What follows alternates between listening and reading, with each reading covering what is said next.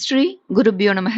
அனைவருக்கும் நமஸ்காரம். பாவங்களை பொசுக்கக்கூடியது ஹரிநாமம். அந்த ஹரியின் நாமங்களால் ஆன அற்புதமான மாலை போன்ற ஸ்தோத்திரம் ஸ்ரீ ஹரிநாம மாலா ஸ்தோத்திரம் இந்த தினத்தில் பாராயணம் செய்து பலன் பெறுவோம்.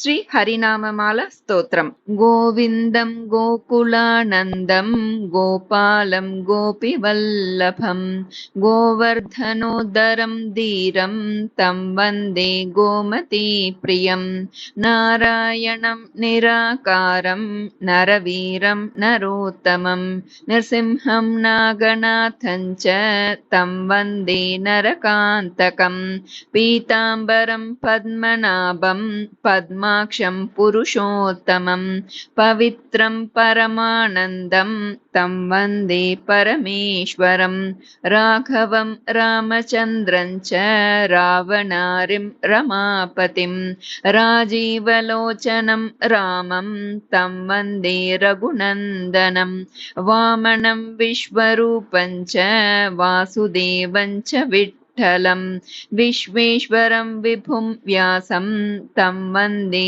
वेदवल्लभं दामोदरं दिव्यसिंहं दयाळुं दीननायकं दैत्यारिं देवदेवेशं तं वन्दे देवकीसुतं मुरारिं माधवं मत्स्यं मुकुन्दं मुष्टिमर्दनं मुञ्जकेशं महाबाहुं तं वन्दे मधुसूदनं केशवं कमलाकान्तं कामीशं कौस्तुभप्रियं कौमोदकीधरं कृष्णं तं वन्दे कौरवान्तकं भूधरं भुवनानन्दं भूतेशं भूतनायकं भावनैकं भुजङ्गेशं तं वन्दे भवनाशनं जनार्दनं जगन्नाथं जगज्जाड्यविनाशकं जमदग्निं परञ्ज्योतिस्तं वन्दे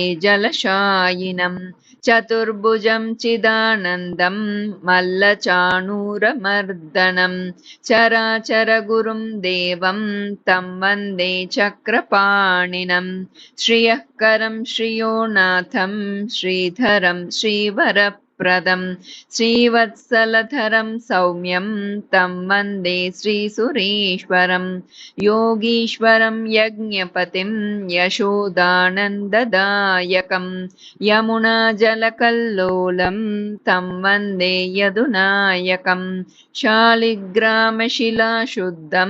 शङ्खचक्रोपशोभितं सुरासुरैः सदा सेव्यं तं वन्दे साधुवल्लभं त्रिविक्रमं तपोमूर्तिं त्रिविधगौगनाशनं त्रिस्थलं तीर्थराजेन्द्रं तं वन्दे तुलसीप्रियम् अनन्तमादिपुरुषम् अच्युतं च वरप्रदम् आनन्दं च सदानन्दं तं वन्दे चाघनाशनं लीलया धृतभूभारं लोकसत्त्वैकवन्दितं लोकेश्वरं च श्रीकान्तं तं वन्दे लक्ष्मणप्रियं हरिं च हरिनाक्षं च हरिनाथं हरप्रियं हलायुधसहायं च तं वन्दे हनुमत्पतिं हरिनामकृता माला पवित्रा पापनाशिनी